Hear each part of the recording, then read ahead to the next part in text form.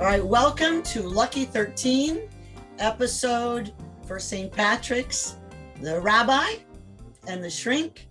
Welcome, Rabbi. Thank you, Doctor. Good to be with you again. We have one of my favorite speakers in the world and an expert in customer service. His name is Shep Hyken. Welcome, Shep. Hey, it's great to be here. Thanks for having me. How could we avoid having you? You're amazing. I met Shep. He's one of the first people I met in NSA. And we were in a hallway sitting down. I think it was in Canada. I think it was in Vancouver. And it was the first time that we met more officially. And I remember thinking, here's this great guy, doesn't know who I am, and he's saying hello, and he's being so gracious. And then when I realized, that he is the customer service guy, because it took me a beat to figure out who you were. Then I thought, oh my goodness, that's Shep Hyken, CSP, CPAE. He's all over the place as an expert in customer service, the chief amazement officer of Shepherd Productions, New York Times and Wall Street Journal bestselling author. More importantly for me, he's one of the guys that walks the walk and talks the talk. So thank you so much for joining us. Well, thank you. On talking about the ethics of customer service. All right. So what does ethics have to do with customer service, Shep? Well, that's what I thought you were going to tell me. Well, Rabbi, why don't you tell us? No. I always have you do that. Now, I can chime in an opinion on that, but I'd like to, I think there's a reason that it's important. I think anytime you are sharing an answer, giving suggestions, supporting a customer. And let's talk about customer service for this in this moment, for the way we take care of a customer when they have a problem or a complaint. And I believe the ethics of it all is no excuses. We aren't going to make something up. We aren't going to create false hopes. We're not going to tell somebody we're going to get back to you later today, and it's not till tomorrow or the next day. I mean, to me, ethics is sometimes people think of ethics as something pretty big, and it is, okay, but it's also sometimes a bunch of little small things. The promises that are either overtly stated or implied need to be kept. Yeah, I think that's really a important insight, Shep, that it's so much of it comes down to details. When we have these big ideas, then we're sort of giving ourselves permission to overlook the little details. And if you think about customer experience, it starts a long time before the customer service call is made. It first occurred to me, and I wrote an article about it, when I had gotten a new computer monitor and I was setting it up and I followed the directions and it didn't work. And it turned out that the directions were incomplete. Now, I was able to figure it out fiddling around for 10 or 15 minutes, but, especially nowadays, we're also stressed for time. If I'm going to take your money and sell you a product, I have an ethical obligation to make it as easy as possible for you to get the most out of the product I sold you. Right. And if I don't, then I've failed in my responsibility as a vendor. Yeah, and that's the point. And I just use the customer support as one example. I mean, to me, customer service is the way a customer is treated throughout an entire process when they interact with the company. And customer experience is even bigger than that. That's every interaction beyond the people-to-people interaction that you might have. And but to your point, and that's why I say sometimes the promise is implied, not overtly stated. And by implied, it's exactly that. Here's a piece of equipment that's supposed to do what it's supposed to do. If they promise it's plug and play, that's what it should be. I shouldn't have to call and spend 15 minutes on the phone trying to sort problems out. I shouldn't have to, as you say, fiddle around with it for 10 or 15 minutes, wasting my time. If it's plug and play the way they say it is, it should plug in and it should play. It should work, right? It's pretty much that simple. And if you're going to make instructions, maybe you can help me. One of the questions I get asked in ethics a lot is, this is so obvious. How come everybody doesn't get it? Yeah. Common sense what I is don't not always get- common sense. Yeah, what I don't get is the amount of money and customer, what do they call it? The research and the focus groups, all the effort that goes into producing something, and they can't figure out how to find somebody who knows how to speak plain English to write the directions. It doesn't seem that complicated. Yeah. So it's funny, years and years ago, and I mean, I'm talking many, many years ago, my sister, who's a genius, was hired by IBM to rewrite their manuals so that the average person could understand them, the instruction manuals to their equipment. Now, many, many years ago, the average person who would be reading that manual is still a pretty high level tech person compared to today. You walk in to a computer store and anybody can, buy a computer. But back in the 1980s and maybe even 70s, it was a complicated setup. And I think that's part of what it is. I mean, no doubt, things should work naturally. We should be able to communicate naturally. And it's just, sometimes it's frustrating. Companies haven't figured that out. And the worst part about it is, this is what drives me crazy. You mentioned focus groups. And if a customer says, let's strike that. If you go into your internal meeting and you say, what are the top complaints that we are hearing from our customers? And we have a little workshop and everybody writes them down. And then we ask, how often does it happen? And somebody says, this happens all the time. And I'm going, why does it happen all the time? Why can't they fix it so it doesn't happen anymore? Or at least fix it to a point where it mitigates it. Obviously, there's going to be misunderstandings along the way, but what can we do? When you tell me this happens every week, every day, my first question is, well, what can we do to get it to stop? What is the answer that takes place that fixes it? And why can't we put that into a more proactive situation rather than having to react every time the customer calls and we have to give them the same answer over and over again? So Shep, in your experience, what is the main reason that we don't get it? Why is it that we don't provide good customer service? What stops us? Oh, I don't think it's like we purposely say, I'm going to make sure we do a lousy job and make sure I hope not. happy with us. I just think it's not front of mind. And then again, I think that sometimes, and there's a major disconnect between executive teams and leadership and what the customer is really experiencing. I love the TV show Undercover Boss. Do you ever watch that? Yeah. Yes, love It's a it. great show. And what happens many times is the boss understands, oh my gosh, this is happening on the front line. I can't believe it. And then it's not that heads are going to roll. It's just like, we got to fix this, and it just, you have to mystery shop your own company to find out exactly. And by the way, mystery shopping doesn't mean you go out there and they know who you are. So true story. I once worked for a great organization, Morton's the Steakhouse, fancy steaks, Love 'em. and when I was getting ready to do their general managers meeting, which by the way, was one of the great places, it was in, the West Indies. Oh gosh, it doesn't matter. It was considered one of the top resorts in the world. That's where they were taking their managers to. Obviously, high-end steakhouse. And I remember the president of the company saying, "How often do you eat at Morton's?" I say, it's a few times a year. It's very expensive, and it's right around the corner, or it used to be right around the corner from where I live. So I would go there.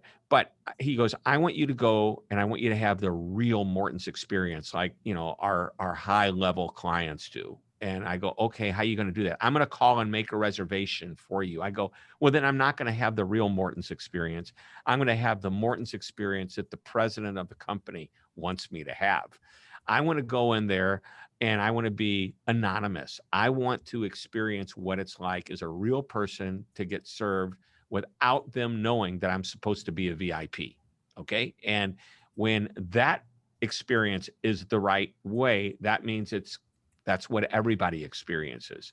And I think that's key. So where was I going with this? You asked a question. I'm giving you an answer. I'm not. What prevents us from being from offering good customer service? So there we go. So I think it's oftentimes the disconnect. And by the way, I went in there the first time I went there as me, and then I asked if he would give me, and I said I was happy to pay for it, and he wanted to pay for me to go to dinner. And then he said, I want you to now go back as a VIP and see what the difference was.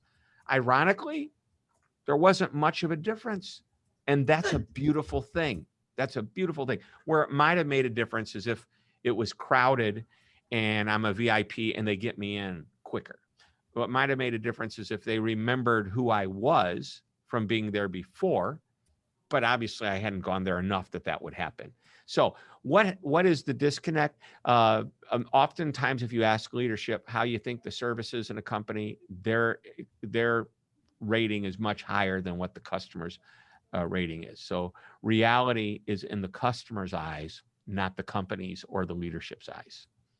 You remind me that these food critics that are well known, particularly in New York, and the restaurants all want them to review their what they provide. And they have to have disguises, because if they come in as themselves, they know they're going to get preferential treatment, and then they won't be able to give an honest review. So they have a responsibility as critics to be creative in whatever way they can. It's one of those little ironies. I have to pretend to be someone else in order to provide an honest critique. And that's where you can get into some funny ethical anomalies, that a little bit of deception actually allows you to produce a greater truth. But is it really deception? Well, and that's really the question. I'm pretending not to be me in a limited. But what we're doing is we're going in and trying to create a generic meal. Okay? Right. And if creating that generic meal means we have to look generic and be outside of what we normally are, I don't think that's just part of the process of getting the information that we need to have. It's not underhanded. It's just simply, I want to be treated ordinary, so I'm going to do everything I can to appear to be ordinary, and you won't recognize I'm the food critic for the New York Times. Yeah, and that's why I say that it's what appears to be somewhat deceptive. I was thinking, you have a story I've heard you tell of getting your first job speaking in the auto industry. When I went up to General Motors in Detroit. Yeah. I left out one important fact that I dropped at the end of the presentation, or at the end of my meeting, and that was that I don't live in Detroit. The guy thought that I was going to be, he didn't even know it was his assistant. I just said, look, I can be at your offices next Wednesday at 2:00. Is that convenient? And I didn't let him know that, I made it. Yeah, I guess, I'm flying in from St. Louis. Did I do anything deceptive? No, I just told them when I was going to be able to be there. Right. And I think what makes it not deceptive is that you weren't trying to manipulate something. You were willing to take a trip to across the country to talk to somebody and to provide a service, and leaving out a detail was somehow going to help you get into this situation. But you had a product of value to offer. You weren't lying. You weren't actively deceiving. Again, we get into these gray areas where you can say in a very tight focus, there might have been something deceptive, but in the larger context, there really was nothing that crossed any ethical line. But it's having these kinds of discussions and then applying them to all the aspects of our business that keep us attuned so that we don't step over the wrong lines. Yeah, I get it. What I did is I took a lesson from Mark McCormick's book, What They Don't Teach You at Harvard Business School. And he said, whenever you can offer the element of a surprise, a positive surprise. So I had been trying for the whole story is this. I'd been trying for probably a month and a half to try to get a meeting with this gentleman who is going to hopefully book me for multiple dates the following year. And as a professional speaker, that's a real important thing, is that we have dates. That's how we get paid. We have presentations. So she kept putting me off. And I finally said, look, I'm looking at my schedule. I checked the airline flights. I said, I can be in your office at 2:00 next, Wednesday, Thursday afternoon. That would be the perfect time. Would that work? Just 15, 20 minutes is all I'm asking for. And she finally relented and said, okay, maybe because I called her every other day. I wasn't afraid of the rejection. So I go into the meeting, and it was an intimidating meeting, I must say. But on the way, I took the lesson from Mark McCormick. The guy never asked where I was from. And I said, hey, by the way, I don't live here. And I know we're getting into the traffic time of day. Can you make a recommendation on how I best get back to the airport? Because I've got to catch this flight. And he goes, where do you live?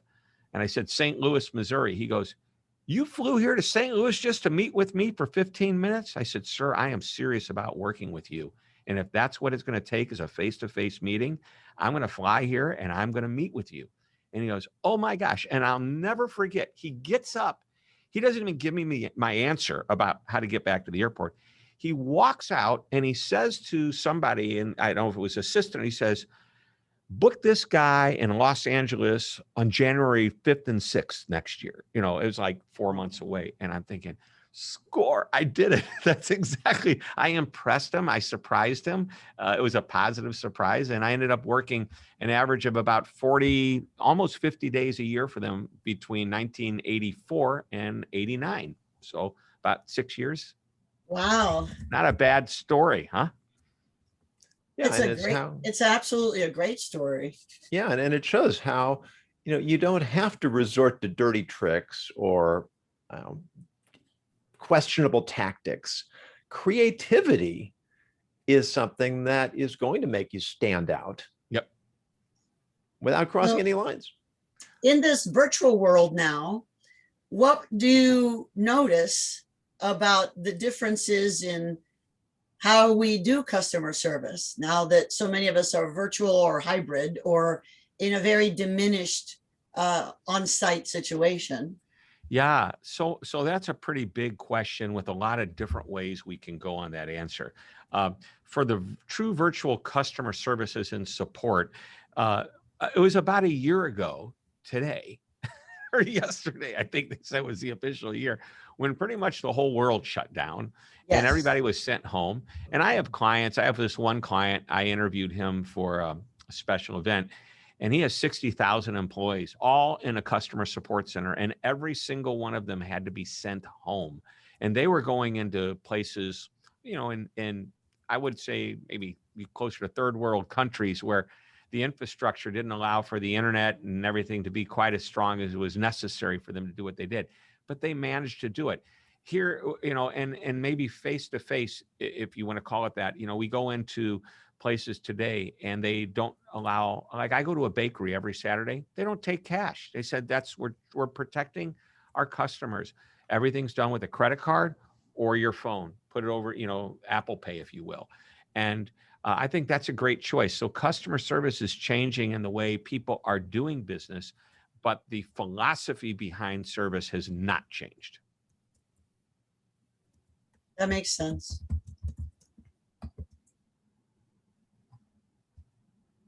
I've been surprised by some of the original things people have done. Yeah. What have you been most impressed by with the recent transitions for how we provide it? Sure. Well, I wrote a book about 2.5 years ago titled The Convenience Revolution, and it was all about being more convenient to your customers. And the fifth principle, there's 6 of them, but the 5th principle is delivery, taking it to the customer. Now, I was doing business with a car manufacturer, a dealership here in St. Louis for 25 years, at least. I bought, I don't know how many cars from them. I don't buy cars, I hold my cars for 6 to 9, 10 years. But, I've got a wife, I've got kids. So we bought a number of cars. And one day, my wife and I are driving around about 10 miles from here. Now, this other dealership that I've been doing business with is about a half a mile from my office. I could drop my car off, walk to work, go back and pick it up when it needed service. And it was never really a hassle, other than if they promised me a rental car and they said, hey, it's going to be a little while before their car's ready. And then it did become a hassle. Well, I'm out at this other dealership and my wife says, look at that car. Let's go check it out. So first thing I say when the salesperson comes up, I'm just looking. They hear that all the time, right? And what happened is the dealer said, why are you just looking? If you like the car, why wouldn't you buy it from me? Because you're 10 miles away and the other dealership that I could buy it from is a half a mile away. And he says, do you see a waiting room? And I said, no. He goes, we have one. It's small, but hardly anybody ever uses it. Because when you buy a car from us, we bring the car to you. Every time you need service, we will pick up your car and drop a new car off. And they drop not brand new, but it's a demonstrator. So it's maybe got 1,000, 2,000 miles on it. It's pretty new. And I get to drive this car for the day, or my wife gets to drive it. And then they pick it up. No extra charge. That's what they say is their concierge, white glove, great service, that they wanted to separate themselves from the competitors. Well, you know what happened when the pandemic hit? All of a sudden, nobody was going to car dealerships, and car dealerships got smart. They said, well, if they're not going to come to us, let's go to them. And all of a sudden you started seeing, radio or TV, and then you hear radio advertisements about how if you want to buy a car from us, go online, look at the cars that you want, fill out the form. You can check all the options, email it to us, and we'll bring you a car to test drive, and we'll bring you your car when you need service. And all of a sudden, this breakthrough became not just a trend, but an expectation. Now, it didn't matter if it was a high-end automotive dealership or, I'm not going to say low end because I don't think Toyotas are low end or Chevy, but your average dealer. It's not a Mercedes or a Lexus or a BMW, but all of these dealerships were now doing the same thing. And I think that's what's changed, is that people in business recognize we've got to be more convenient for our customers if we want our customers to be comfortable doing business with us. We also need to be health and safety conscious more so. That's why, and by the way, grocery delivery, they're doing it now. All the delivery companies that are out there, the Uber Eats, the Grubhubs, it used to be my favorite Chinese restaurant would deliver my Chinese food for free. Now there's a $3 upcharge, okay? And I'm happy to pay it. That's what's changed, is I love the convenience and I'm more willing to pay for it. It sort of leads into it. This may sound a little philosophical, but as companies do better and better jobs, if they do, as they should, then customer expectation rises, which then requires companies to start looking for ways to raise the bar further. And what's wrong with that? Well, that's in principle. I mean, certainly as a customer, it sounds great. Yeah. Does it reach a point where customer expectations become unreasonable? Well, in some cases, rock star companies have created those unreasonable expectations because customers no longer compare you to a direct competitor. They compare you to the best service and experience they receive from anyone. And if that is, and so I'll ask both of you, what are your favorite companies to do business with? If you only could do business with one company, what's your favorite, easiest, least amount of hassle company? Amazon. Same thing with you? Yeah. I think I'm not traveling much lately, but I really like Southwest. Okay, you like it, but those are rock star companies, aren't they? Yeah. The majority of people say Amazon, and Southwest. If you're asked to just say, give me a list of the top 10 companies, chances are Southwest is going to fall in, and they just do a great job. So what happens is, if you like the Southwest experience, and you do, and you go to any of the other airlines, you're going to hope that you get a similar experience from those other airlines. And you want to know something? Some of those airlines aren't equipped to do it. If you go to Amazon and you have this great online experience, and then you go to some other online company and it takes you a week to get whatever it is that you ordered, and they didn't give you the tracking information. They said, the order was confirmed and shipped, and you're wondering, is it going to get here? And then it surprises you when it's here. What does Amazon do? Amazon, you place the order, you immediately get the email, your order's placed. Then a little while later, your order has shipped. Here's the tracking information. And then when the order finally is received, you get a picture of that box sitting next to your doorstep. And so what companies can take from that is, and I'll give you an example, since we're talking about airlines also, how can the airlines create an Amazon experience? Well, what did Amazon just do in that example? They gave me information. Yonason, have you ever sat in an airport wondering whether or not your plane was going to take off or not? And so here's the example, and I'm picturing this in my mind. I'm sitting in an airport, and it's the plane's supposed to leave at 4:00. It's now 3:45, and I don't see a plane at the gate. Meaning the plane hasn't landed, come in. It still has to deplane the passengers. By the way, that's a funny word, deplane. But that's wait for everybody to deplane. I think it's really you depeople the plane. You don't deplane the plane, but that's another story. I digress. So anyway, but I know there's no way that that plane can land even in the next 2 minutes and get the passengers off and all the passengers on and leave on time. So why hasn't the person behind the ticket counter who works for the airline picked up the microphone and said to everybody in the area, hey, everyone, you might notice we don't have a plane here yet. Let me tell you where the plane is. The plane is en route. It should land here in the next 7 minutes. It takes almost 15 minutes to get people off the plane, another 10 minutes for us to clean the plane up. And by the time we board you, if we do it quickly, we'll probably be out of here. Instead of 4:00, we'll probably be out of here about 4:30, 4:35. I just wanted to let you know. Okay. That is the Amazon experience. Yes. Okay. It's giving me information. And so one of the things we talk about, and I know I'm kind of going deeper in this, and if you want me to stop, I will. There's this process we take our clients through. And the question you ask is, why should someone do business with me?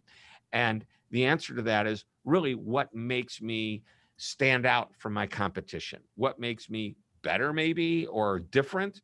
And so we first ask you to look at your competition, even though we don't want you to copy the competition. Although if they're doing something that you could be doing that's taking business away from you, you might want to consider doing it. But what can you do to make it your own, right? So you personalize it, you customize it, whatever, and it becomes your own version of what someone else is doing in your industry. But then you go to look at your non-competitors, anybody outside of the industry. And the question we ask is, we have a think tank of employees, leadership, stakeholders from other parts of the company. We ask them, who are your favorite companies, or what are your favorite companies that you do business with? And we list them out: Amazon, Southwest Airlines, the restaurant down the street, the shoe repair, that vendor that we use who's got an inside sales rep that's just unbelievable. Okay, so we list those companies, and then we list all the reasons why we love them. And then we say, what are they doing that we could be doing that we're not doing? And then we go back after we talk about this and we decide what we're going to change. We go back and we ask the question again. If we were to do all that now, why would a customer want to do business with us? And you see that process from beginning to end is really about comparing ourselves to really rock star companies that are setting the bar higher in everybody's industry, not just their own. And taking advantage of what we can learn from them and implement it into our own company. What I always like to do is take what you've just described so beautifully and then expand it even beyond the boundaries of business. And if we cultivate the mindset that you're describing in our business relations, and then we expand that outside of our immediate business, then we're going to enhance our relationships in every aspect of our lives. Instead of, we all complain about politics, and we try to stay away from politics on this program, but let's go for it. What do you think? No, I don't even want to go for it. I'm just kidding. Although there is a question in the chat, if we really want to, we could follow that up. But my point here is that if I feel like I'm helpless to change the political situation, the political climate, but if I can make my workplace a better environment, and I'm motivated to do that because the one thing we all agree on is we want to make more money. And having an ethical mindset, a customer mindset, a colleague mindset in business, then that can spill over to the wider society. And then we all get to live in a better world. Yep. It's just real simple. Do the right thing. Now, here's an example, and I'm going to read from Jenny to all participants. Ethically, should we continue to do business with companies who ban books and silence free speech? I think that's a pretty broad statement. And I don't think they silence all free speech. They just silence the speech they don't want others to hear. Okay. Or they ban books that they don't want others to read, that they disagree with. Okay. So I think this is why I think this is what makes the world go round. Is there's Democrats, there's Republicans, there's liberals, there's people who believe in this, people who believe in that, and I think we can all get along and we can all agree to disagree. That's the beautiful thing. If we can all agree to disagree. So all the things we talk about, whether they're in business or personal relationships, if we always said, is that the way, and I know the golden rule, is that the way I would want to be treated? And if I disagree with somebody's, I'm not going to say it's their ethics, their politics, and there's a difference, but some people confuse the two. They think it's unethical to do this. It's improper to do this. And maybe it's just somebody's politics and their beliefs. Maybe this is something they grew up with all their lives. We're living in a world today where, I'm not going to give away my age. Okay. I'm going to be 70 years old. Actually, Wow. 71 years, in 10 years. No, that's, I knew I'd get some reaction. You got me. I got her. And actually, so I'm basically 60 years old. And not that long ago, maybe a month or two ago, somebody in my office made a comment. Somebody wanted a book signed. And I said, who should I sign it to? And she said, they would like the book signed to Bob. And I said, okay, Bob, and who else? And and she looked at me like I was crazy. I said, didn't you just say they want the book signed? Well, there's another person involved. No, that's the way Bob likes to identify, is a they, not a he or it or whatever. And I go, okay. So I'm sorry. And by the way, there was a little bit of a confrontation through all this, because it's like I kept saying, who else? And she was playing with me, and she knew she was playing with me. So for 60 years, or however long from the time I learned pronouns, they, to me, stands for plural. Okay. Now, in writing today, you're allowed to use the word they to describe, so you don't have to constantly say he or she. You can say the customer came through the door and they did this. But when you're talking to somebody and you say, hey, they want to get the book signed. Okay, who do I sign this to? And Bob, and who else? Don't play with me. Just say, it's just Bob. Bob identifies the they. Oh, okay, that's cool. And we do it. But you got to explain it to me. I love the dog walking. That's my super dog. That's my ethics czar.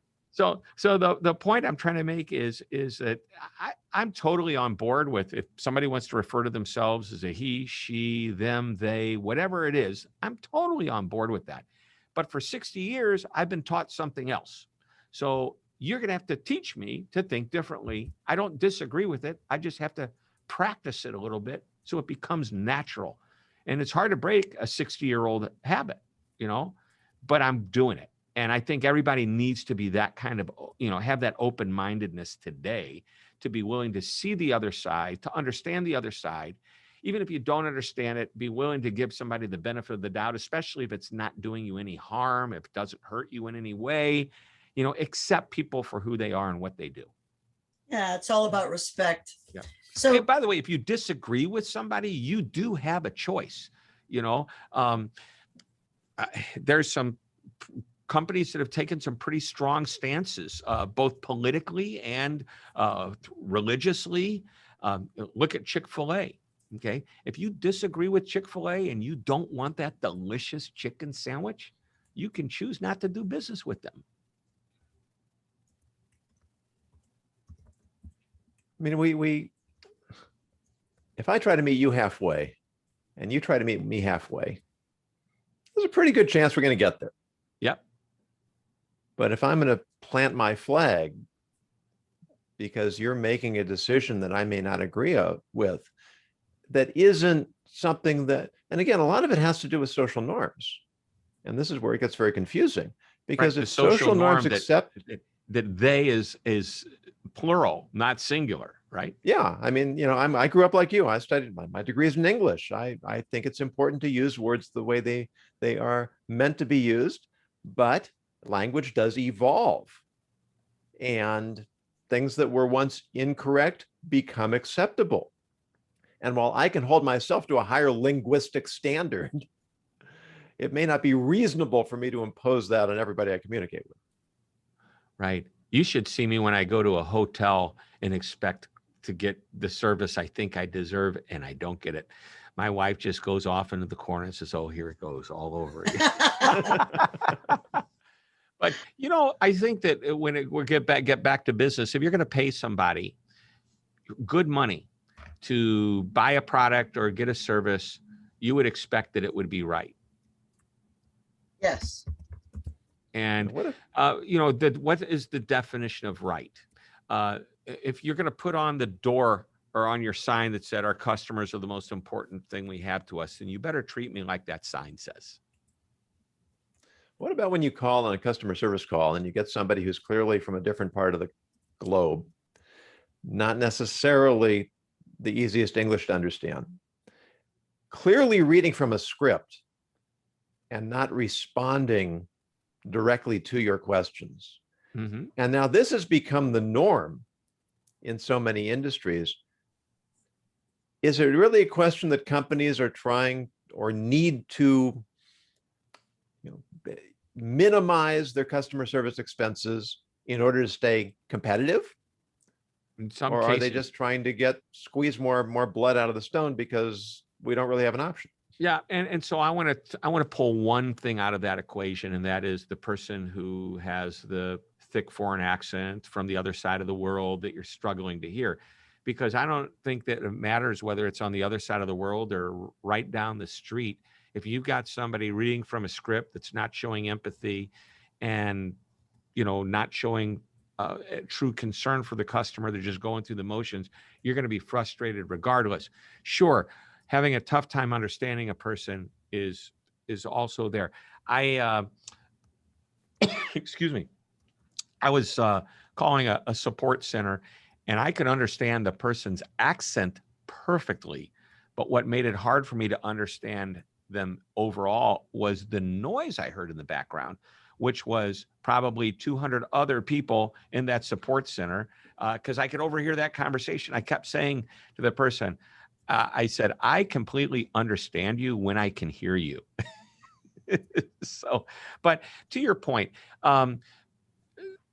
the kind of, it's real. Why do people offshore some of those jobs? Why do companies do that? Sometimes it's a financial decision. Sometimes it's, if you want to have 24-hour, 7-day-a-week service, we may have to staff people in other parts of the world that when you call at 2 a.m, it's 2 p.m. for them.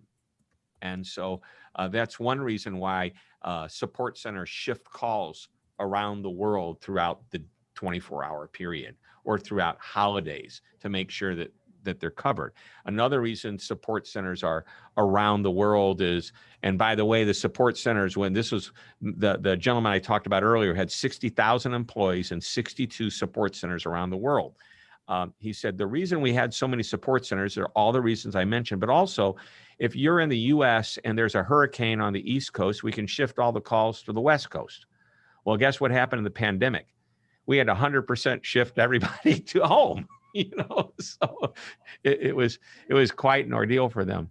Anyway, I digress on that, but what the point I'm making is that there's a lot of legitimate reasons for doing it. Now, there is not a legitimate reason to hire somebody that is going to be difficult to understand if, from different parts of the country. Now, there are some support centers that are so good, they'll ask you what your native language is, and they will send you to a support rep who speaks that language.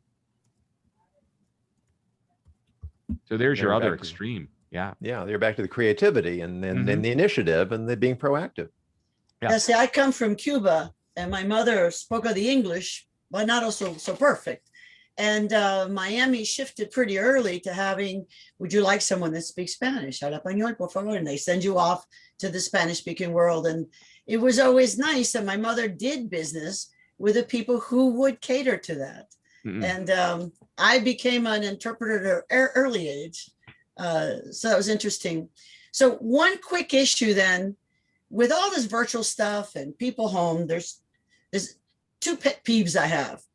One is with the masks, you can't understand anybody. It's harder to hear, no doubt about that. I don't understand what they're saying. So I don't know if at some point they're going to get a microphone closer and then you get spit sounds. I don't know. I mean, there's always that's one issue. Well, somebody's working from home, they shouldn't need to wear a mask. If they're working from home, but sometimes they're in a center and or in their office and it's required. So it's interesting with internal customer service. Some companies that I've been consulting with say you have to wear the mask if you're in the center, even if you're alone in your office, which makes no sense. So it makes it hard. So I have learned as a customer to say, would you mind if you're alone in the room, would you mind taking your mask off so I can hear you? And that's interesting.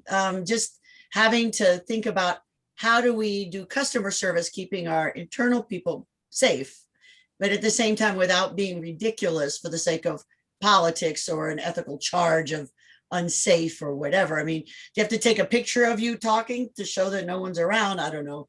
And more, the people who come delivering, they wear their masks, but you know what?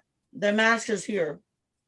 Yeah, that's like not a real part. So what was somebody described it as this?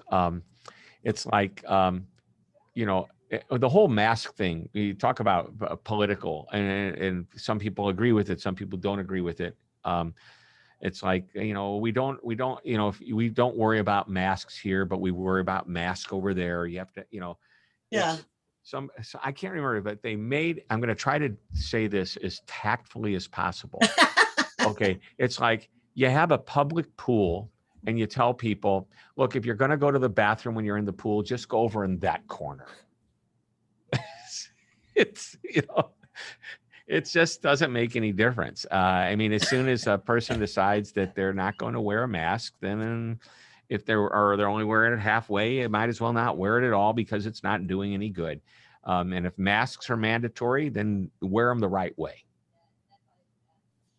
Yeah, I mean, there's the focus on. I mean, I'm dealing with this with my mother, who's 92 years old, and she's in a assisted care place, and they've been very, very strict about protecting their physical health, but at a tremendous cost to their psychological and emotional health.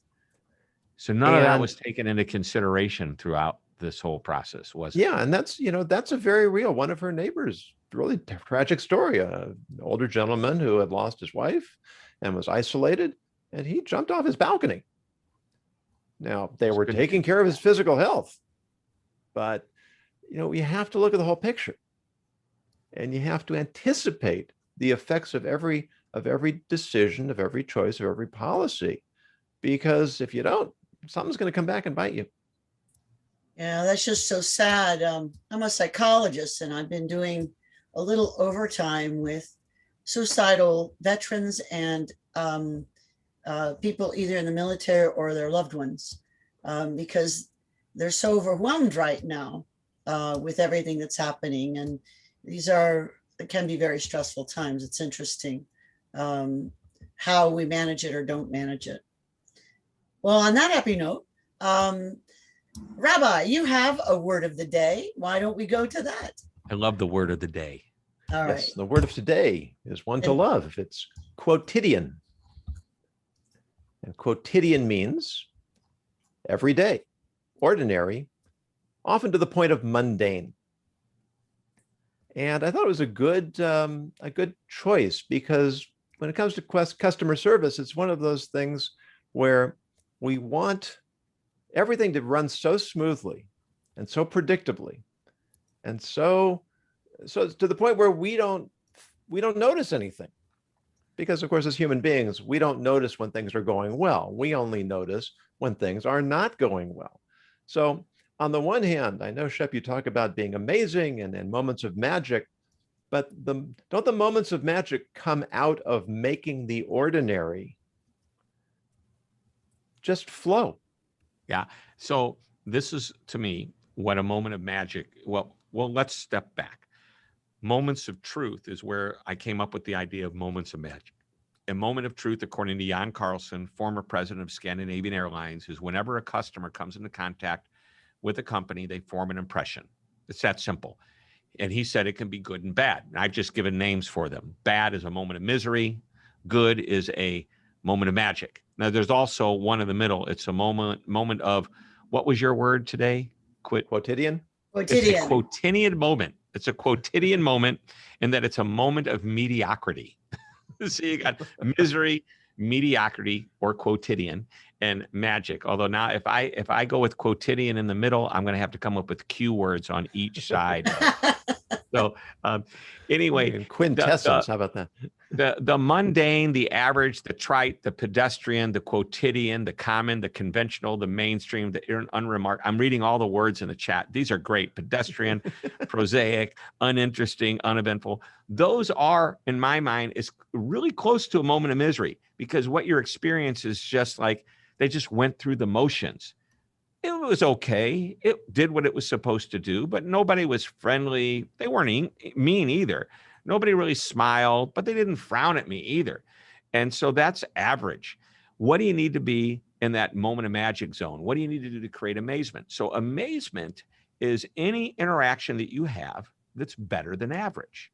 And it could be a tiny, tiny bit better than average, or it can be a moment of misery that took place. I call you with this problem and you solve it. And I'm thinking, these people are the best. You know, they went over and above. I don't know what they did, but they did whatever it was that made me feel that way. So what we're trying to achieve in the world of customer service is a consistent and predictable above average experience. And when I say above average, it's as simple as I'm walking in a store and somebody says, an employee says, good morning, instead of just letting me walk by. They've just elevated the normal or average or nothing exceptional experience to something a little bit better than average by just saying good morning. And maybe if they recognize me, good morning, weren't you here 2 weeks ago? Yeah. Boom, they've now taken it to a whole nother level. You know, that's why the restaurant that remembers your favorite table or your favorite dish is really important. And there's all kinds of tools that allow even customer service reps. If I call you and you've never talked to me before, and you identify who I am through either asking questions, or maybe there's a voice recognition program, which is a great customer service tool. That you don't have to ask me my social security number and my firstborn child's last maiden name or whatever it is that you want. You just hear my voice for about 9 or 10 words, and immediately that voice print lets the agent know, oh, this is Shep calling. Hey, Shep, so you've called here before. As a matter of fact, the last time you called, it was because of whatever. You don't even know me, but you're personalizing that experience. And now I love the company because of the process, not just the people. But back to the above average experience. We're trying to create an above average experience that's predictable. It doesn't have to be over the top. But what you want your customers to say is, I love doing business with them. They're always friendly. They're always knowledgeable. They always get back to me when they say they will. They always have the answers to my problems. Even when I know there is a problem, I know they're going to take care of me. You know, they always will. The word always followed by something positive is what you're looking for. And again, it doesn't have to be over the top. It just has to be a little better than average. When you do that all the time, you're operating in that zone of amazement. So create those moments of magic consistently and predictably, and then people will say they're amazing. They always, and you can fill in the blank. I think that was so well said.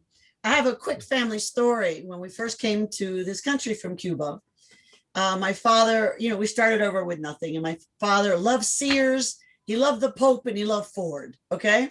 And so we went to Sears, and he had to get a television for his mother. And it was so crowded because it was this cheapo sale, right? Because starting over, my dad, they'd been wealthy in Cuba, but he had to get a TV for his mama. So he's walking around, no one would serve him, so he's about to leave. We figured we'd come back later. When this young man comes running after my dad, he's so close to the exit, and he goes, excuse me, sir, he taps him. Were you interested in a TV? Have I got a deal for you?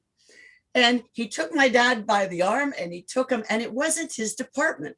He knew nothing about TVs. And I was very young. I didn't speak English particularly well at the time, but we remember forever because he became folklore.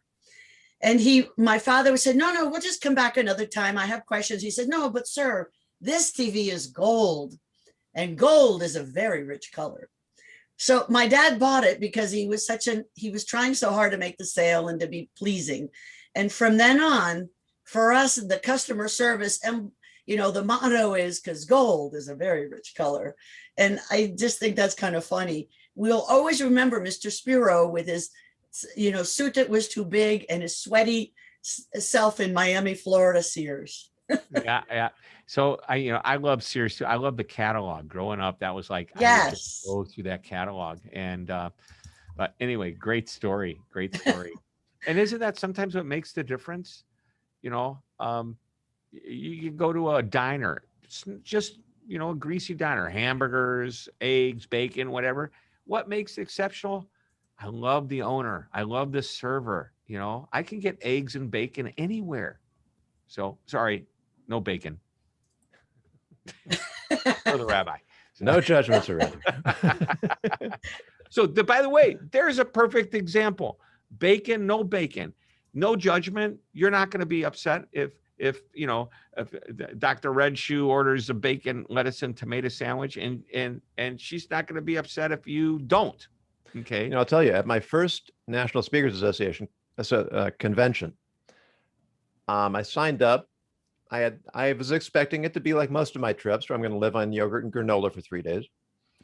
But there was a kosher box to check when I signed up. So I checked the box, and then I called to ask them who does the supervision, and it was somebody that I could rely on. And while everybody else at the convention is standing in line to get their food from the buffet, I walk in, a server approached me, and he says to me, Shalom Aleichem, which is the classic Jewish greeting. And I said, Aleichem Shalom, which is the classic Jewish response. Hello? What? It means hello. It means peace upon you. Oh, shalom. Yeah. Okay. Yeah. And I thought, he was a little darker skinned, and I thought maybe he was in the Middle East. And he introduces himself. My name is Rashid. I'm from Morocco. He said he knew Judaism very well because he had Jewish neighbors. He said, you come in, you look for me, you sit down, I'll take care of you. And they brought me my food. It was wrapped up, so I knew it was kosher. And people are looking at me. Who is this guy who's getting personalized service? The VIP who's getting treatment. his own menu? What did he do? How do I get what he has? And then I've got people on either side of me at breakfast eating their bacon and ham and eggs. Well, that sounds perfect. Well, I'm mindful of the time. Shep, we're just so grateful that you joined us. You have so much to offer in the world, in customer service, ethics, everything. I mean, I think you're terrific. And anytime I can read your stuff or watch you, I do. I'm just incredibly grateful. Thank you for joining us. Well, thank you for having me. It's fun. I just like having a good conversation about all of this. And this isn't the typical interview. This isn't like you didn't grill me on like, well, tell me about your latest book. Tell me about, all that. It was just, let's have a talk. And I like the idea of ethics. And I think really at the end of the day, people should just do what's right. Yeah. Right is defined by the way we're brought up. And sometimes it's not the way somebody else perceives right to be. And sometimes it is, even the way we're brought up might not be right. But overall, people do the right thing. Let me kind of close on this thought. I just had dinner with this gentleman the other night, and I'd never forget writing about his company. They spent millions of dollars to create a system that would prevent theft in their retail stores. And what they realized is they made it hard on the 99+% of the people that were honest in order to prevent this smaller than 1% group of people that was stealing from them. And the cost of this exceeded the amount that was being stolen. And at what point did finally somebody say, we're spending a lot more money than was being stolen before, and we're irritating 99% of our customers in doing so. So I think you err to good judgment. You err to the side of right. You err to the side of the customer if you can. And I always say, if it's possible to not say no, as long as there's nothing moral or legally or ethically wrong with doing so, and it's not going to hurt the company. If you're hired and you're a good person and you've been trained well and you're pretty smart, your boss, your leader, your owner, CEO should say, go out and do what we expect you to do. So. Well, Shep, if there's anything we can ever do to be a service to you, we'd be honored. You let us know. Well, thank you. I appreciate that. Like the Godfather said, I don't know what that day may come. I may not, whatever the favor. One day I may ask you for that favor. That day may never come. So. Well, we're grateful. Whenever you ask, we're here for you. I am too. Thank you guys so much. Thanks for having me. Thank you. Pleasure, Have a so great day and stay safe and happy St. Patty's Day. What a day. I know. And you were our lucky 13. So we're grateful. Thank you. All right. I'm honored. Thanks so much. Bye-bye. Bye-bye. Bye, Rabbi. Thank you.